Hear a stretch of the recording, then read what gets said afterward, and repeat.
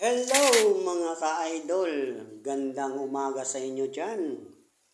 Ayan mga ka-idol, dito na naman ako sa harapan nyo. Ayan mga ka-idol, inano ko yung kumakatay na bulaklak, tinanggalan ko ng dulo para may sanga. Para hindi siya buhaghag pag may sanga na. Tinanggalan ko ng dulo. Ayan mga ka-idol, magandang umaga sa inyo dyan. Iya mga ka-idol. Nagpasaway na naman ako mga ka-idol sa harapan nyo mga ka-idol.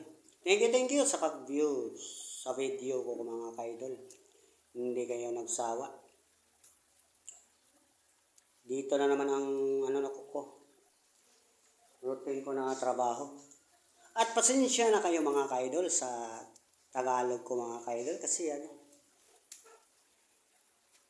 Cebuano tayo mga ka-idol, minsan lang tayo mag-Tagalog. At dito na naman ako mga ka-idol kasi nilipat ko yung mga ka-idol, yung bulaklak mga ka-idol kasi wala siyang bulak dito kasi sa Bisaya pa mga ka-idol na landungan ba dili makuanan siya adlaw, dili matamaan siya adlaw mga ka-idol, nilipat ko mga ka-idol. Ayan mga ka-idol, thank you sa pag-view sa aking video mga ka-idol. Ayan mga ka-idol, gandang umaga sa inyo dyan.